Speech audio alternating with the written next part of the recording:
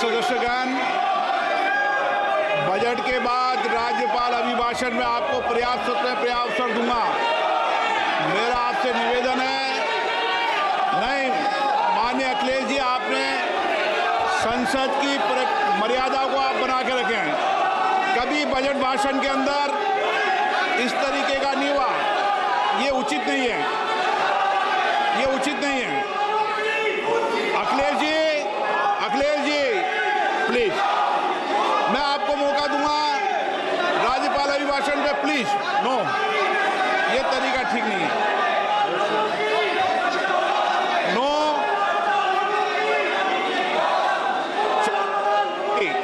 राज्यपाल अभिभाषण पे चर्चा होगी। नो तरीका। Honorable Speaker, I present the budget for 25-26. This budget continues our government's efforts to A. Accelerate growth, B. Secure inclusive development, C. Invigorate private sector investments, D. Uplift household sentiments, and E. Enhance spending power of India's rising middle class. Together, we embark on a journey to unlock our nation's tremendous potential for greater prosperity and global positioning under the leadership of Honorable Prime Minister Shri Narendra Modi. As we complete the first quarter of the 21st century, continuing geopolitical headwinds suggest lower global economic growth over the medium term. However, our aspiration for a Vikasit Bharat inspires us, and the transformative work we have done during our government's first 2 terms guides us to march forward resolutely. Our economy is the fastest growing among all major economies. Our development track record for the past 10 years and structural reforms have drawn global attention. Confidence in India's capability and potential has only grown in this period.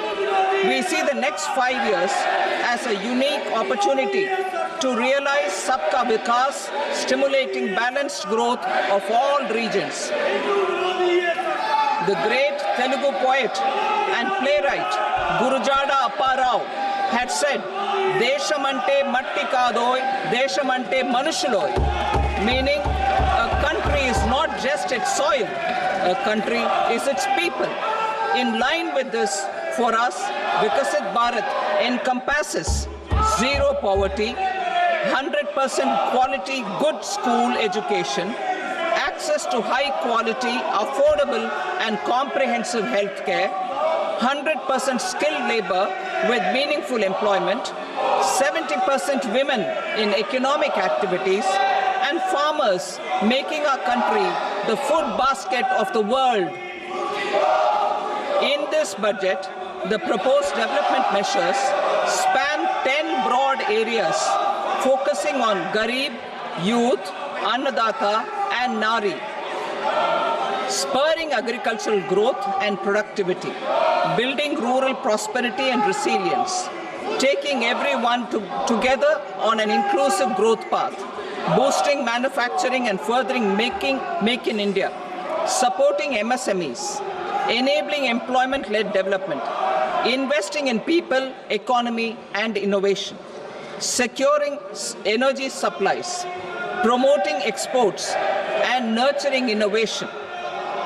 For this journey of development, our 4 powerful engines are agriculture, MSME, investments and exports. The fuel, our reforms, our guiding spirit, inclusivity, and the destination, Vikasit Bharat. This budget aims to initiate transformative reforms across 6 domains. During the first 5 years, these will augment our growth potential and global competitiveness. The domains are taxation, power sector, urban development, mining, financial sector, and regulatory reforms. Agriculture as the first engine. Now I move to specific proposals, beginning with agriculture as the first engine.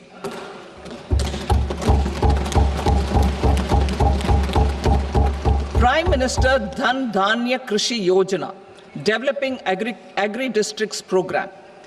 Motivated by the success of the aspirational district program, our government will undertake a Prime Minister Dhan Dhanya Krishi Yojana in partnership with states. Through the convergence of existing schemes and specialized measures, the program will cover 100 districts with low productivity, moderate crop intensity, and below average credit parameters. It aims to 1. Enhance agricultural productivity, 2. Adopt crop diversification and sustainable agricultural practices, 3. Augment post-harvest storage at the panchayat and block level, 4. Improve irrigation facilities, and 5. Facilitate availability of long-term and short-term credit. This program is likely to help 1.7 crore farmers. Building rural prosperity and resilience. A comprehensive multi-sectoral rural prosperity and resilience program will be launched in partnership with the states. This will address underemployment in agriculture through skilling, investment, technology, and invigorating the rural economy. The goal is to generate ample opportunities in rural areas so that migration is an option but not a necessity. The program will focus on rural women, young farmers, rural youth, marginal and small farmers, and landless families. The details are in Annexure A. Domestic best practices will be incorporated, and appropriate technical and financial assistance will be sought from multilateral development banks. In Phase 1, 100 developing agri-districts will be covered. Atmanirbharta in pulses. Our government is implementing the National Mission for Edible Oil Seed for achieving Atmanirbharta in edible oils. Our farmers have the capability to grow enough for our needs and more. 10 years ago, we made concerted efforts and succeeded in achieving near self-sufficiency in pulses. Farmers responded to the need by increasing the cultivated area by 50%, and government arranged for procurement and remunerative prices. Since then, with rising incomes and better affordability, our consumption of pulses has increased significantly. Our government will now launch a 6-year mission for Atmanirbharta in pulses with a special focus on Tuar, Urad, and Masoor. Details are in Annexure B. Central agencies such as NAFED and NCCF will be ready to procure these 3 pulses as much as offered during the next 4 years from farmers who register with these agencies and enter into agreements. Comprehensive program for vegetables and fruits. It is encouraging that our people are increasingly becoming aware of their nutritional needs. It is a sign of a society becoming healthier. With rising income levels, the consumption of vegetables, fruits, and Shri Anna is increasing significantly. A comprehensive program to promote production, efficient supplies, processing, and remunerative prices for farmers will be launched in partnership with the states. Appropriate institutional mechanisms for implementation and participation of farmer producer organizations and cooperatives will be set up. Makhana board in Bihar. For this, there is a special opportunity for the people of Bihar. A Makhana board will be established in the state to improve production, processing, value addition, and marketing of Makhana. The people engaged in these activities will be organized into FPOs. The board will provide hand-holding and training support to Makhana farmers and will also work to ensure they receive the benefits of all relevant government schemes. A national mission on high-yielding seeds will be launched, aimed at 1. Strengthening research ecosystem, 2. Targeted development and propagation of seeds with high yield, pest resistance, and climate resilience, and 3. Commercial availability of more than 100 seed varieties released since July 2024. India ranks second largest globally in fish production and aquaculture. Seafood exports are valued at 60,000 crore rupees. To unlock the untapped potential of the marine sector, our government will bring in an enabling framework for sustainable harnessing of fisheries from Indian exclusive economic zone and high seas, with a special focus on the Andaman and Nicobar and Lakshadweep Islands. For the benefit of lakhs of cotton growing farmers, I am pleased to announce a mission for cotton productivity. This 5-year mission will facilitate significant improvements in productivity and sustainability of cotton farming and promote extra long staple cotton varieties. The best of science and technology support will be provided to farmers. Aligned with our integrated 5F vision for the textile sector, this will help in increasing incomes of the farmers and ensure a steady supply of quality cotton for rejuvenating India's traditional textile sector. Kisan credit cards facilitate short-term loans for 7.7 crore farmers, fishermen, and dairy farmers. The loan limit under modified interest subvention scheme will be enhanced from 3 lakh rupees to 5 lakh rupees for loans taken through the KCC. For Atmanirbharta in urea production, our government had reopened 3 dormant urea plants in the eastern region. To further augment urea supply, a plant with annual capacity of 12.7 lakh metric tons will be set up at Namrup in Assam.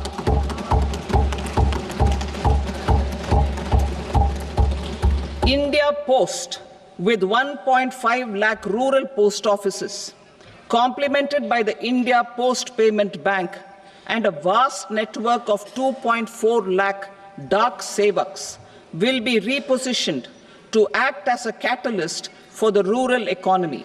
Details are at Annexure C. India Post will also be transformed as a large public logistics organization. This will meet the rising needs of Vishwakarmas, new entrepreneurs, women, self-help groups, MSMEs, and the large business organizations.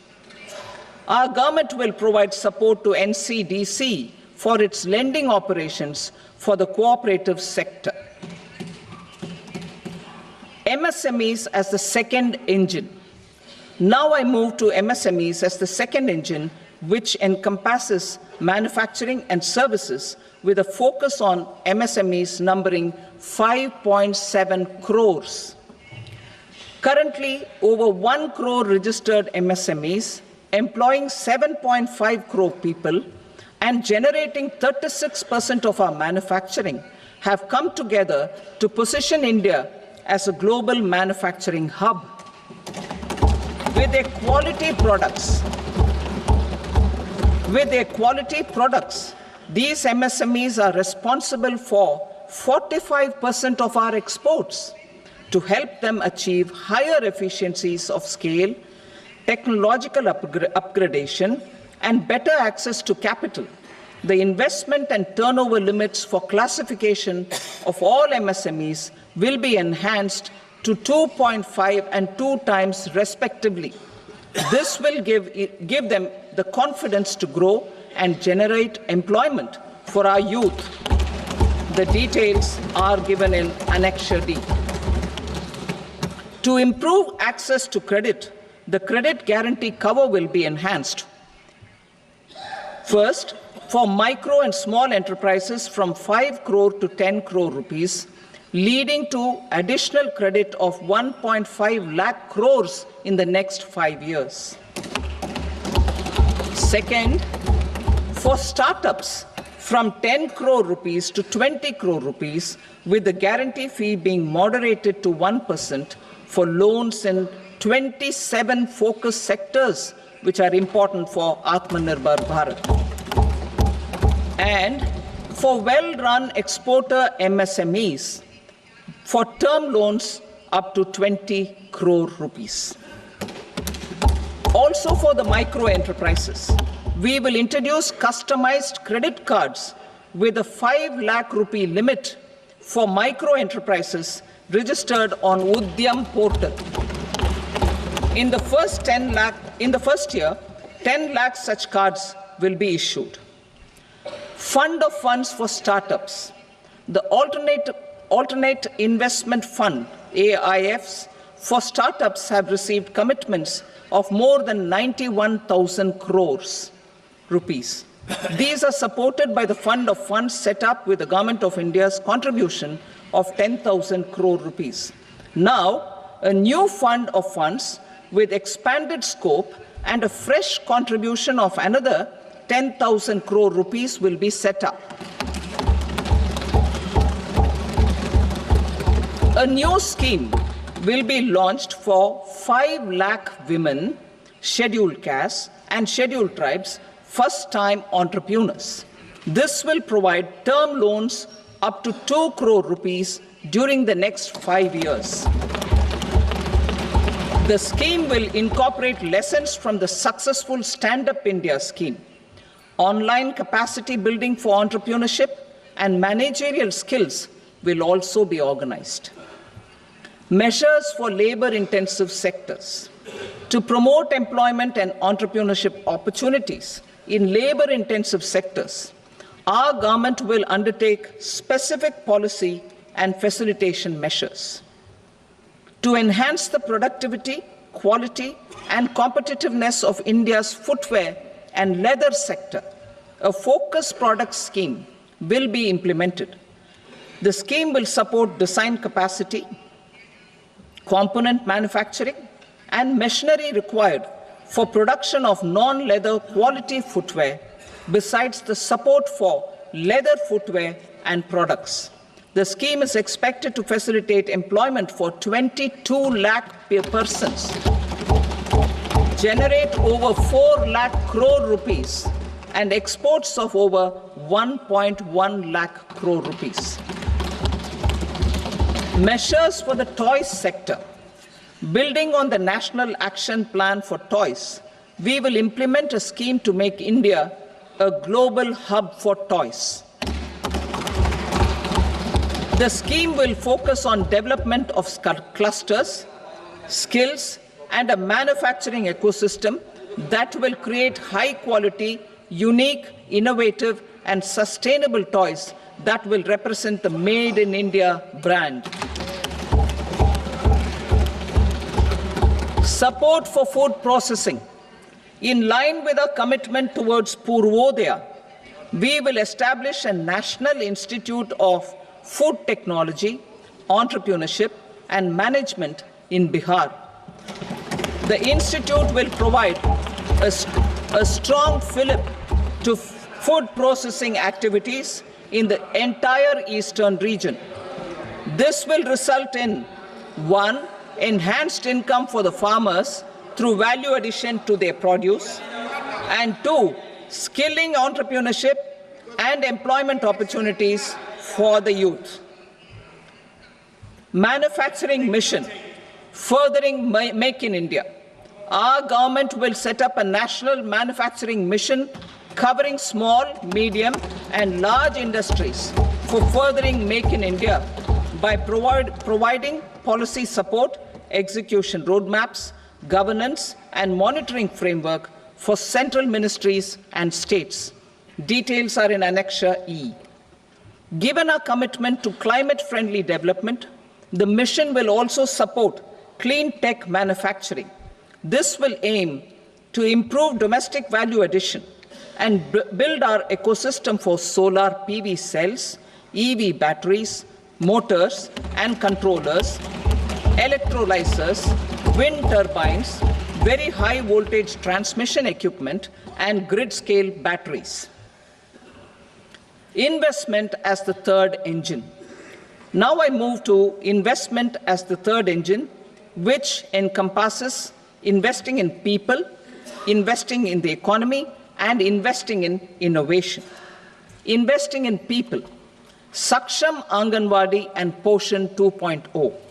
Saksham Anganwadi and Poshan 2.0 program provides nutritional support to more than 8 crore children, 1 crore pregnant women and lactating mothers all over the country, and about 20 lakh adolescent girls in aspirational districts and the Northeast region.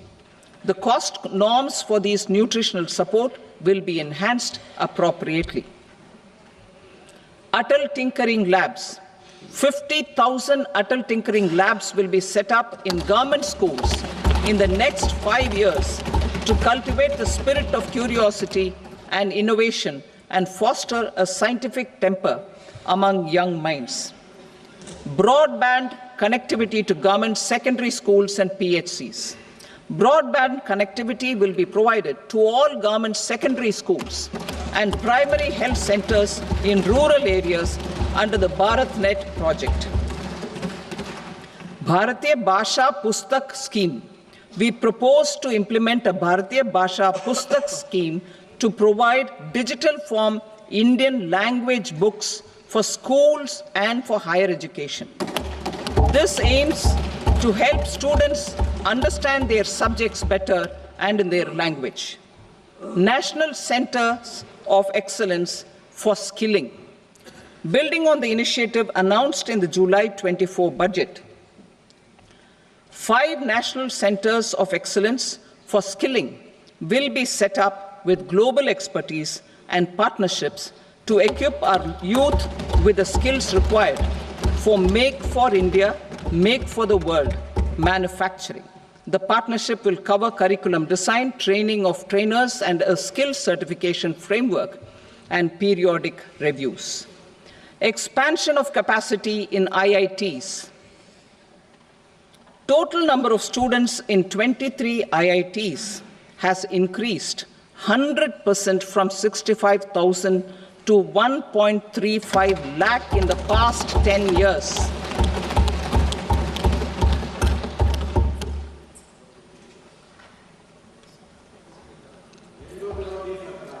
Additional infrastructure will be created in the 5 IITs started after 2014 to facilitate education for 6,500 more students. Hostel and other infrastructure capacity at IIT Patna will also be expanded.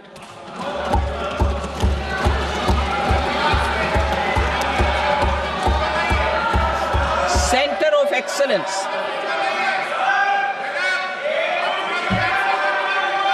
Center of Excellence in AI for Education.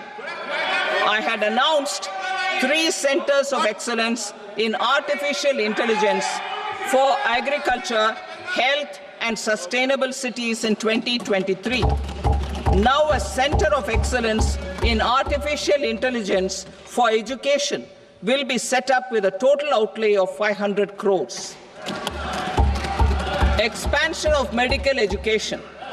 Our government has added almost 1.1 lakh undergraduate and postgraduate medical education seats in 10 years, an increase of 130%. In the next year, 10,000 additional seats will be added in medical colleges and hospitals towards the goal of adding 75,000 seats in the next 5 years.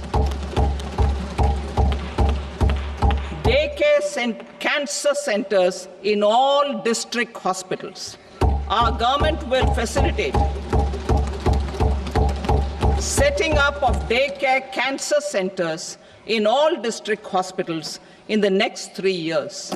200 centers will be established in 25-26 itself. Strengthening urban livelihoods. Our government has been giving priority to assisting urban poor and vulnerable groups.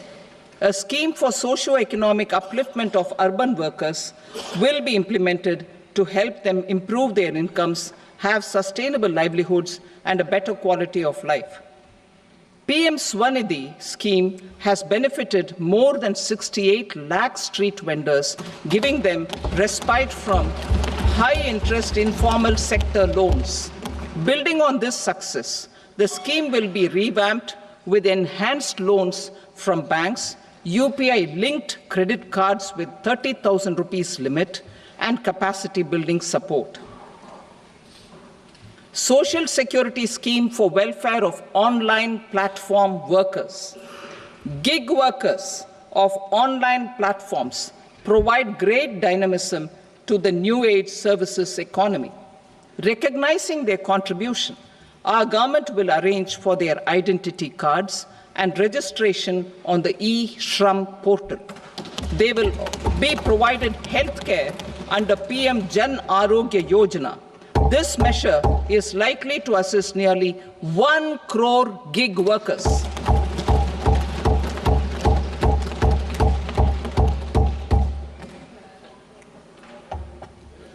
Investing in the economy. Public-private partnership in infrastructure. Each infrastructure-related ministry will come up with a 3-year pipeline of projects that can be implemented in PPP mode. States will also be encouraged to do so and can seek support from the India Infrastructure Project Development Fund, which is a scheme to prepare PPP proposals. Support to states for infrastructure. An outlay of 1.5 lakh crore is proposed for the 50-year interest-free loans to states for capital expenditure and incentives for reforms. Building on the success of the first asset monetization plan announced in 2021, the second plan for 2025 to 30 will be launched to plow back capital of 10 lakh crore in new projects. Regulatory and fiscal measures will be fine-tuned to support the plan.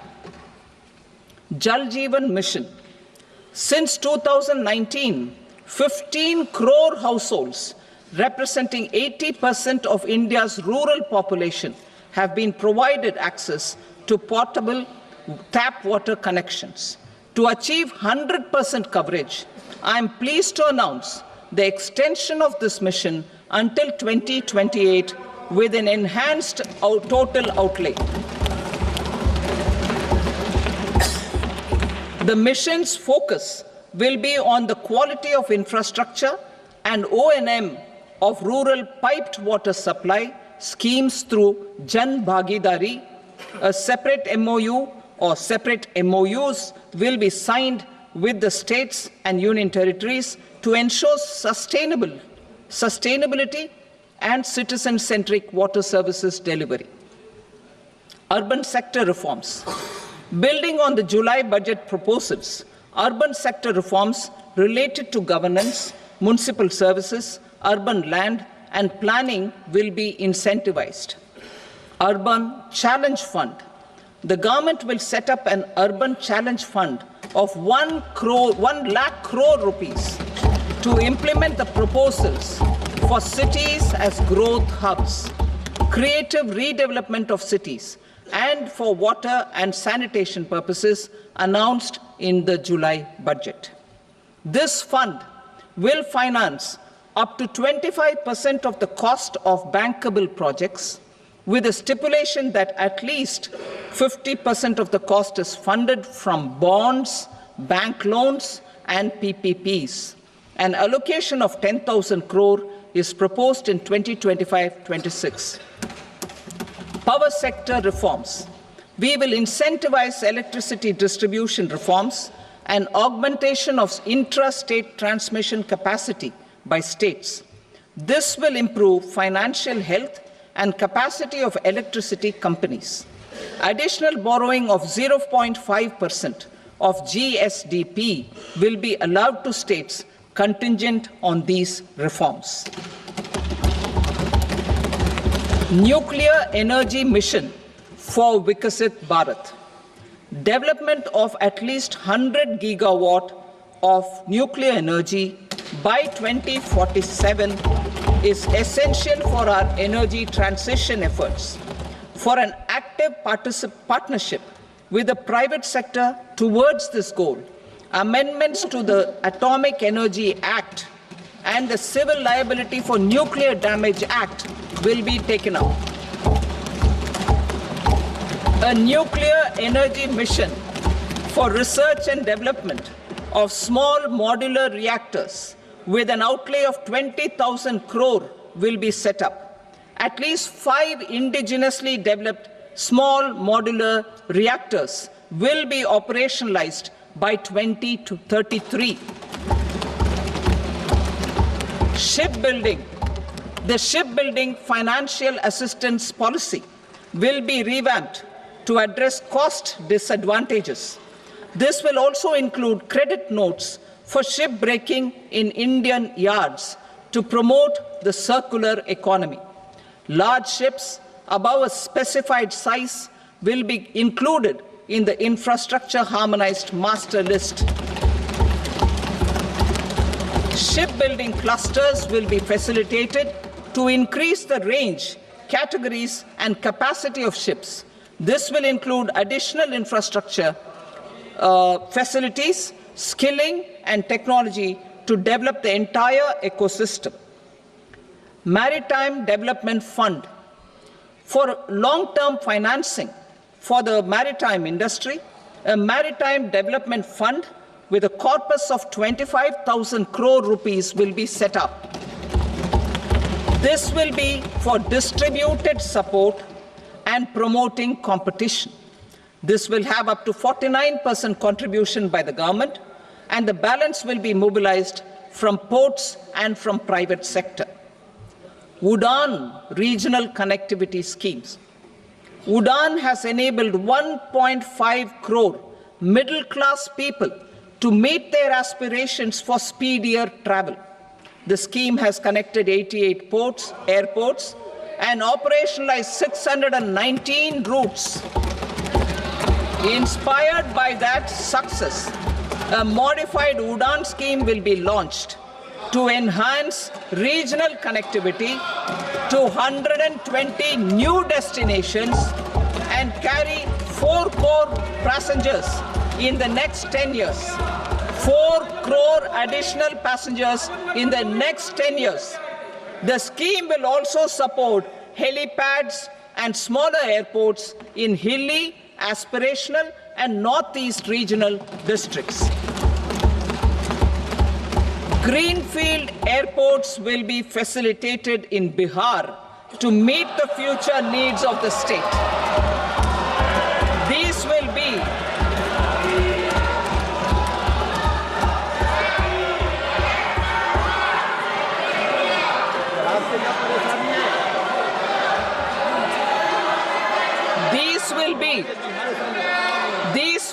in addition to the expansion of the capacity of Patna Airport and a brownfield airport in Beta.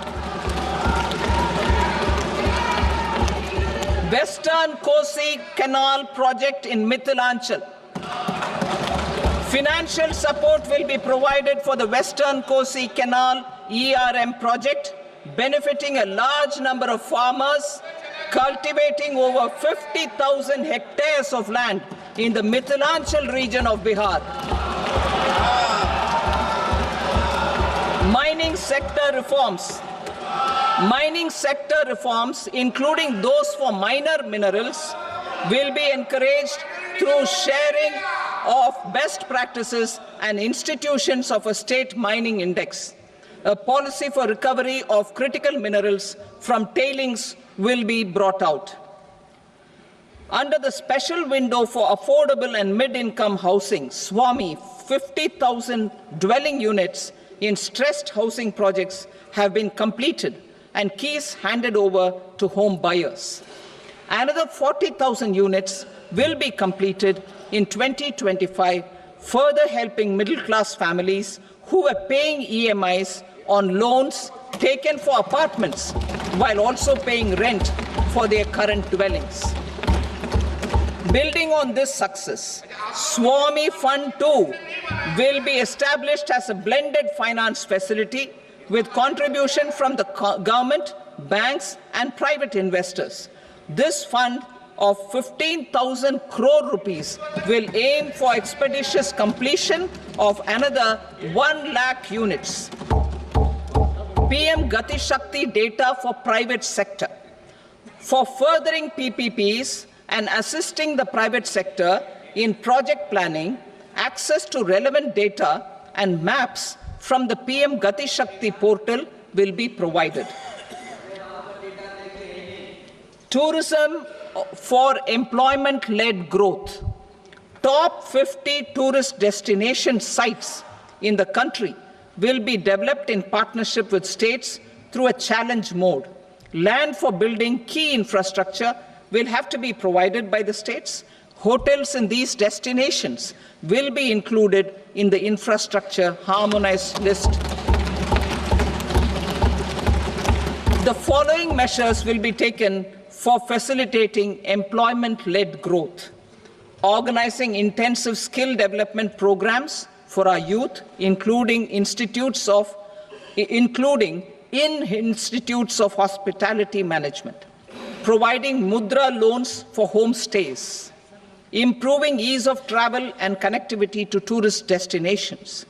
Providing performance-linked incentives to states for effective destination management, including tourist amenities, cleanliness, and marketing efforts, and introducing streamlined e-visa facilities along with visa fee waivers for certain tourist groups. Continuing with the emphasis on places of spiritual and religious significance, in the July budget, there will be a special focus on destinations related to the life and times of Lord Buddha. Medical tourism and heal in India. Medical tourism and heal in India will be promoted in partnership with the private sector, along with capacity building and easier visa norms. Investing in innovation. To implement private sector-driven research, development, and innovation initiatives announced in the July budget, I am now allocating 20,000 crore rupees for this purpose. A deep tech fund of funds will also be explored to catalyze the next generation startups as a part of this initiative. In the next 5 years, under the PM Research Fellowship Scheme, we will provide 10,000 fellowships for technological research in IITs and IISc with enhanced financial support. The second gene bank with 10 lakh germplasm lines will be set up for future food and nutritional security. This will provide conservation support to both public and private sectors for genetic resources. We will start a national geospatial mission to develop foundational geospatial infrastructure and data. Using PM Gati Shakti, this mission will facilitate modernization of land records, urban planning, and design of infrastructure projects. A Gyan Bharatam mission for survey, documentation, and conservation of our manuscript heritage with academic institutions, museums, libraries, and private collectors will be undertaken to cover more than 1 crore manuscripts. We will set up a national digital repository of Indian knowledge systems for knowledge sharing. Now I move to exports as the fourth engine. We will set up an export promotion mission with sectoral and ministerial targets driven jointly by the Ministries of Commerce, MSME, and Finance. It will facilitate easy access to export credit, cross-border factoring support, support to MSMEs to tackle non-tariff measures in overseas markets. A digital public infrastructure, Bharat Trade Net, for international trade will be set up as a unified platform for trade documentation and financing solutions. This will complement the Unified Logistics Interface platform. The BTN will be aligned with international practices. Support will be provided to develop domestic manufacturing capacities for our economy's integration with global supply chains. Sectors will be identified based on objective criteria. Facilitation groups with participation of senior officers and industry representatives will be formed for select products and supply chains. Through this, there are huge opportunities related to Industry 4.0, which needs high skills and talent. Our youth have both. Our government will support the domestic electronic equipment industry to leverage this opportunity for the benefit of our youth.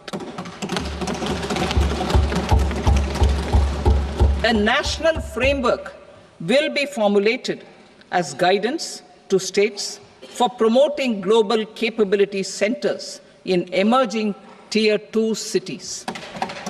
This will suggest measures for enhancing availability of talent and infrastructure, building bylaw reforms, and mechanisms for collaboration with industry. Our government will facilitate upgradation of infrastructure and warehousing for air cargo, including high-value perishable horticultural produce. Cargo screening and customs protocol will be streamlined and made user-friendly. Reforms as the fuel. Over the past 10 years, our government has implemented several reforms for convenience of taxpayers, such as faceless assessment, 2, taxpayer charter, 3, faster returns, 4, almost 99% returns being on self-assessment, and 5, Vivad Se Vishwas scheme.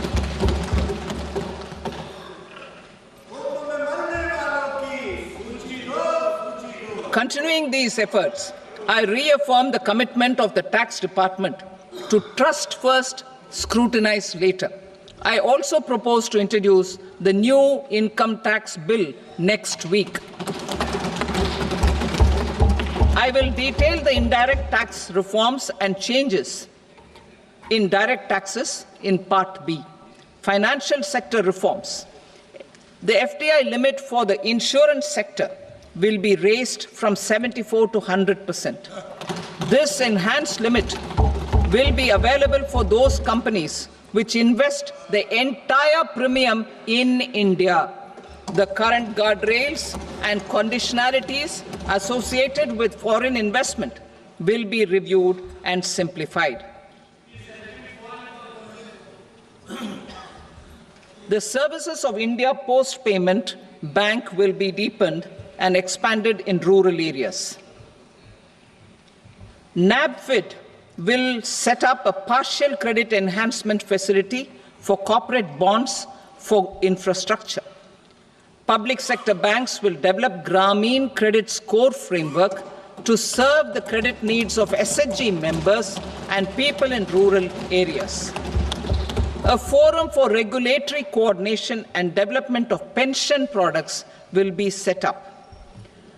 To implement the earlier announcement on simplifying the KYC processes, the revamped Central KYC Registry will be rolled out in 2025. We will also implement a streamlined system for periodic updating. Requirements and procedures for speedy approval of company mergers will be rationalized. The scope for fast-track mergers will also be widened and the process made simpler. As proposed in the interim budget, We signed bilateral investment treaties with 2 countries in 2024 to encourage sustained foreign investment, and in the spirit of First Develop India, the current model BIT will be revamped and made more investor-friendly. In the last 10 years, in several aspects, including financial and non-financial, our government has demonstrated a steadfast commitment to ease of doing business. We are determined to ensure that our regulations must keep up with technological innovations and global policy developments. A light-touch regulatory framework based on principles and trust will unleash productivity and employment. Through this framework, we will update regulations that were made under old laws. To develop this modern, flexible, people-friendly, and trust-based regulatory framework appropriate for the 21st century, I propose 4 specific measures. A high-level committee for regulatory reforms will be set up for a review of all non-financial sector regulations, certifications, licenses, and permissions. The committee will be expected to make recommendations within a year.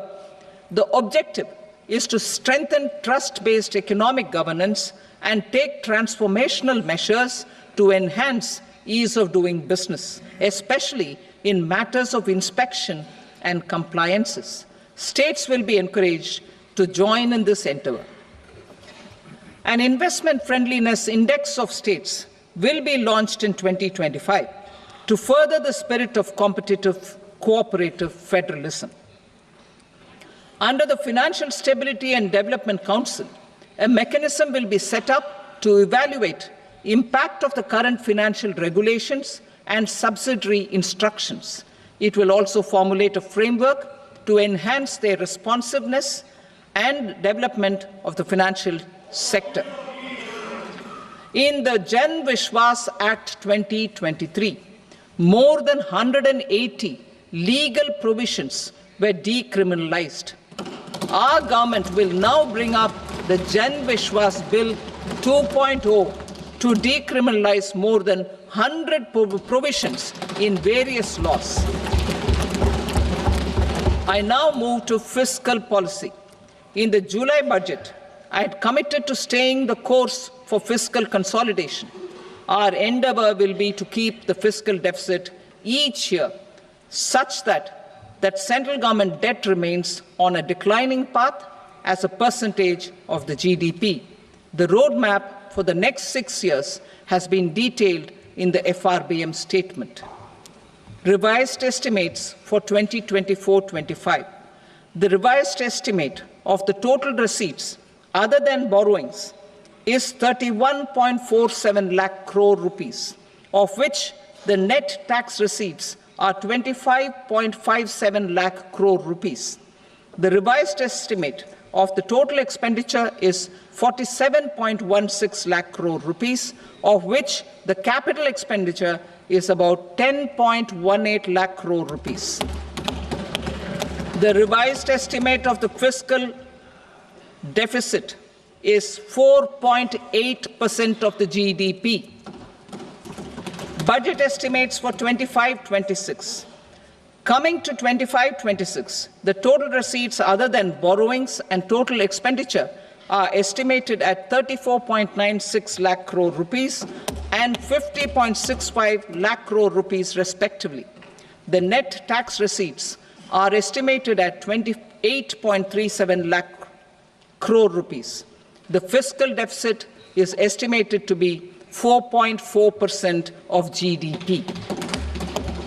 To finance the fiscal deficit, the net market borrowings from dated securities are estimated at 11.54 lakh crore. The balance financing is expected to come from small savings and other sources. The gross market borrowings are estimated at 14.82 lakh crore rupees. I will now move to Part B. Indirect taxes. My proposals relating to customs aim to rationalize tariff structure and address duty inversion. These will also support domestic manufacturing and value addition, promote exports, facilitate trade, and provide relief to common people. Rationalization of customs tariff structure for industrial goods.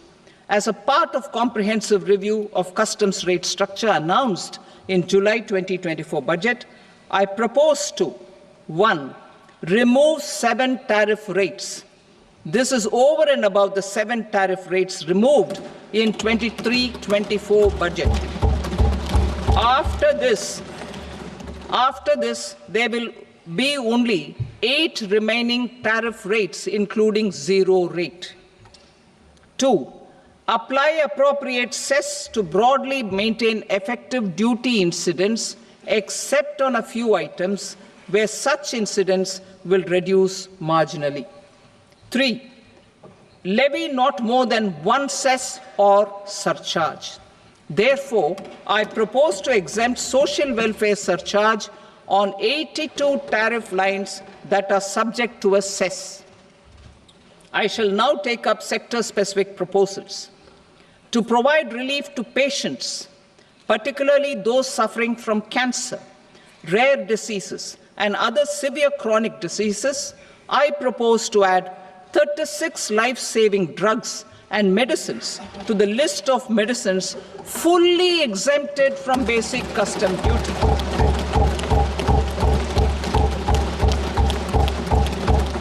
I also propose to add 6 life-saving medicines to the list attracting concessional custom duty of 5%.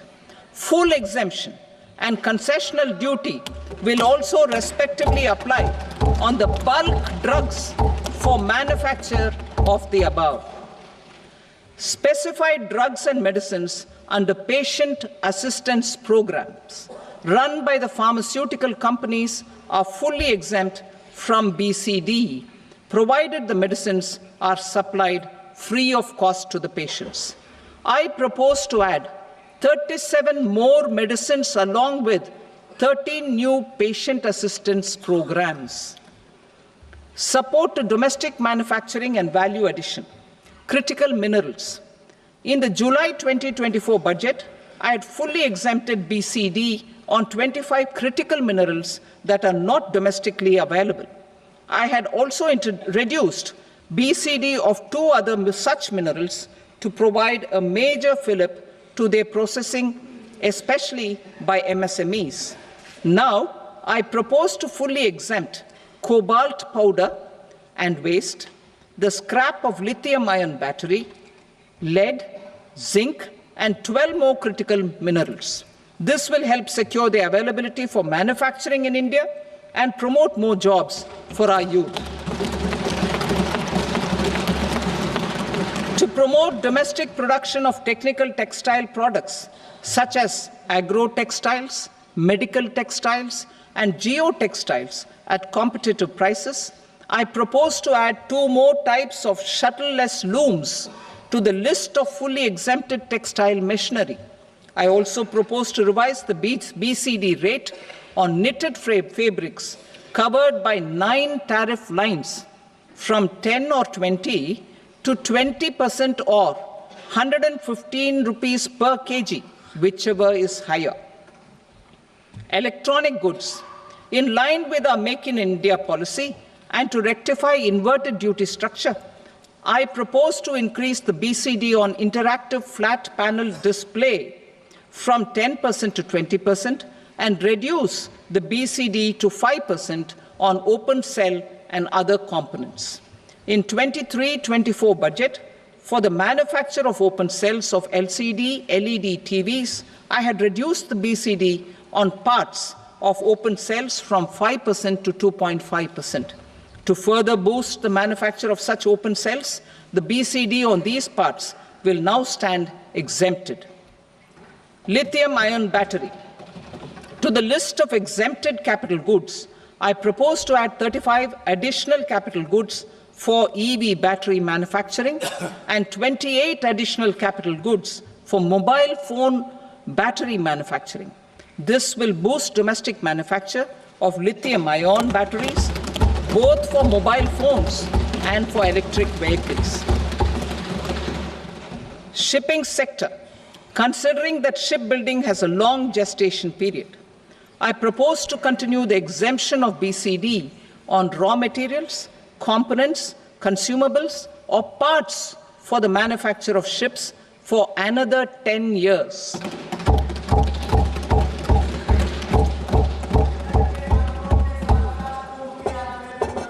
I also propose the same dispensation for shipbreaking to make it more competitive.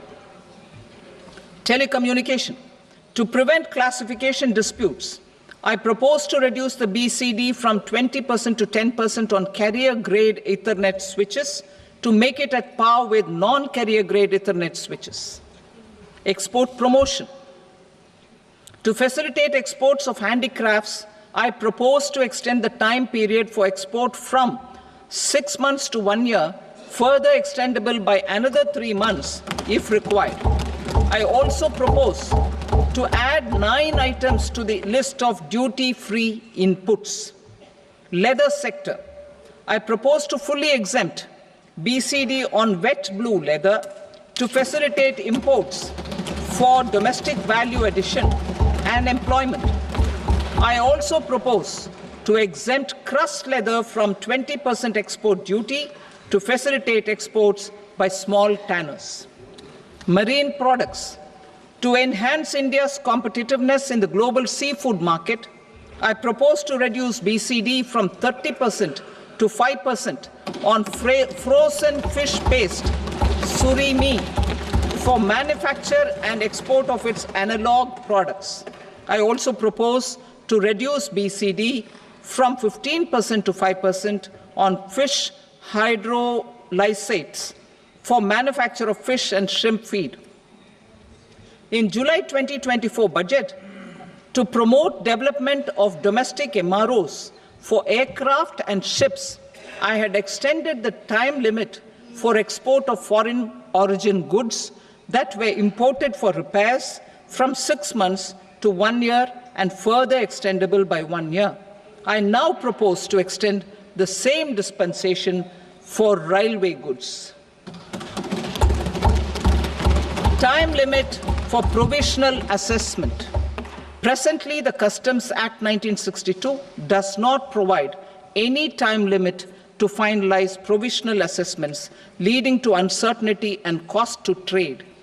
As a measure of promoting ease of doing business, I propose to fix a time limit of 2 years, extendable by a year, for finalizing the provisional assessment. I propose to introduce a new provision that will enable importers or exporters, after clearance of goods, to voluntarily declare material facts and pay duty with interest but without penalty. This will incentivize voluntary compliance. However, this will not apply in cases where department has already initiated audit or investigation proceedings.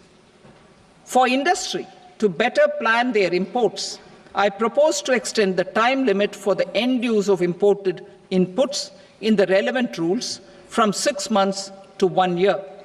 This will provide operational flexibility in view of cost and uncertainty of supply.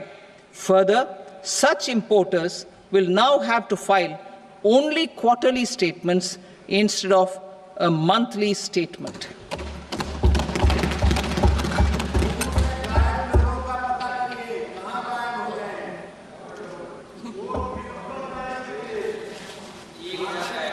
I now come to my direct tax proposals.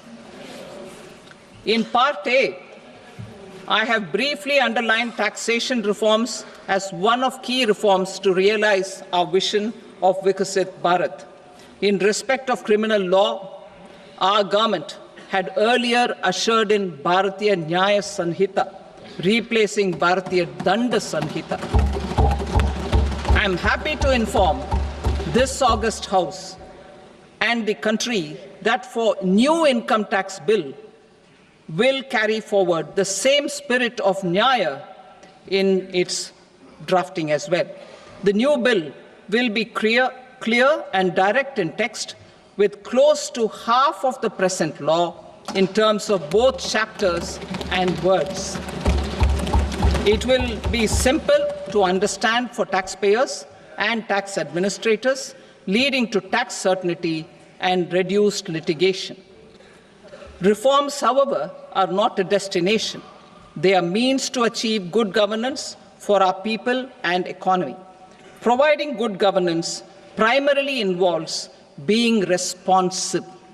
The Tirukural captures this in verse 542, which reads, "Vaanokki vaazhum ulagallam, mannavan kol nokki vaazhum kudi," meaning, just as the living beings live expecting rains, citizens live expecting good governance. Our government is committed to keeping an ear to the ground and a finger on the pulse and responding while balancing our national building efforts.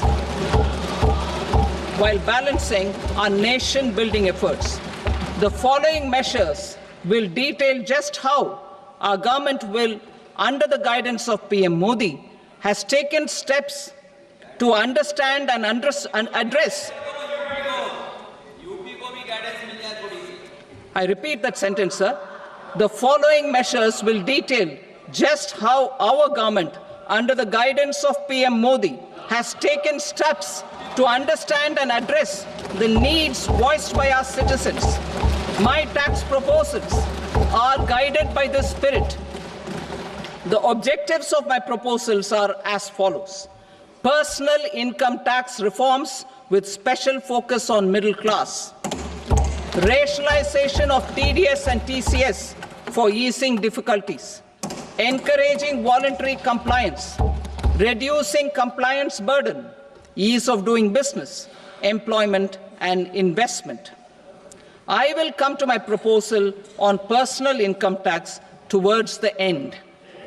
TDS and TCS, rationalization for easing difficulties.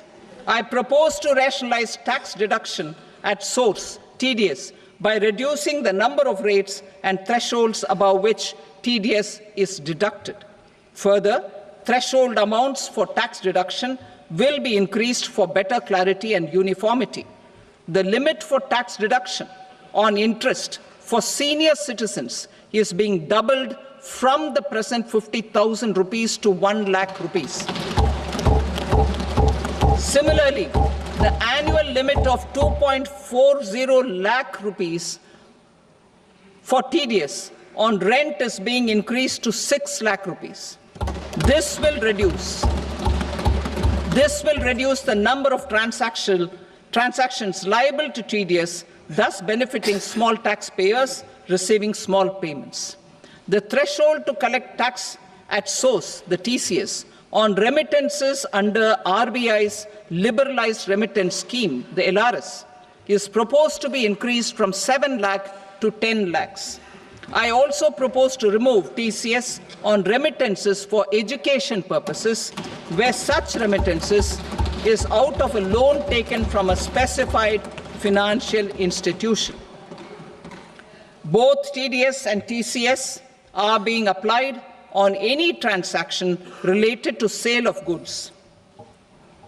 To prevent such compliance difficulties, I propose to omit the TCS. I also propose that the provisions of the higher TDS deduction will now apply only in non-PAN cases. In July 2024, the delay for payment of TDS up to the due date of filing statement was decriminalized. I propose to provide the same relaxation to TCS provisions as well. The government under the leadership of Prime Minister Modi believes in Sabka Saath, Sabka Vikas, Sabka Vishwas and Sabka Prayas. In line with this, we brought in updated return facility in 2022 for voluntary compliance by taxpayers who had omitted to report their correct income. Our trust in taxpayers was proved right. Nearly 90 lakh taxpayers voluntarily updated their incomes by paying additional tax. Taking this trust further, I now propose to extend the time limit to file updated returns for any assessment year from the current limit of 2 years to 4 years. I propose to reduce the compliance burden for small charitable trusts and institutions by increasing their period of registration from 5 years to 10 years. It is also proposed that disproportionate consequences do not arise for minor defaults, such as incomplete applications filed by charitable entities. Presently, taxpayers can claim the annual value of self-occupied properties as nil only on the fulfillment of certain conditions. Considering the difficulties faced by taxpayers, it is proposed to allow the benefit of 2 such self-occupied properties without any condition. To streamline the process of transfer pricing and to provide an alternative to yearly examination, I propose to introduce a scheme for determining arm's length price of international transaction for a block period of 3 years. This will be in line with global best practices. With a view to reduce litigation and provide certainty in international taxation, the scope of safe harbor rules is being expanded. A number of senior and very senior citizens have very old national savings schemes accounts. As interest is no longer payable on such accounts, I propose to exempt withdrawals made from NSS by individuals on or after 29th August 2024. I am also proposing to allow similar treatment to NPS Vatsalya accounts as is available to normal NPS accounts subject to overall limits. In my speech in July 2024, I had promised that all processes, including giving effect to appellate orders, shall be digitalized and made paperless over the next 2 years. So I'm happy to announce that digitalization is being made operational now. In July 2024, we brought in the Vivad Se Vishwas scheme to resolve income tax disputes pending in appeal. The scheme has received a great response, with nearly 33,000 taxpayers having availed of the scheme to settle their disputes. I have a few proposals to promote investment and employment. It is proposed to provide a presumptive taxation regime for non-residents who provide services to a resident company that is establishing or operating an electronics manufacturing facility. I further propose to introduce a safe harbor for tax certainty for non-residents who store components for supply to specified electronics manufacturing units. Presently, the tonnage tax scheme is available only to sea-going ships. The benefits of existing tonnage tax scheme are proposed to be extended to inland vessels registered under the Indian Vessels Act 2021 to promote inland water transport in the country. Extension for incorporation of startups. We continue to support the Indian startup ecosystem. I propose to extend the period of incorporation by 5 years to allow the benefit available to startups which are incorporated before 1/4/2030. In order to attract and promote additional activities in the IFSC, I am inter alia proposing specific benefits to ship leasing units, insurance offices, and treasury centers of global companies which are set up in IFSC. Further, to claim benefits, the cut-off date for commencement in IFSC has also been extended by 5 years to 31/3/2030. Category 1 and Category 2 AIFs are undertaking investments in infrastructure and other such sectors. I propose to provide certainty of taxation to these entities on the gains from securities, to promote funding from sovereign wealth funds and pension funds to the infrastructure sector. I propose to extend the date of making an investment by 5 more years up to 31st March 2030.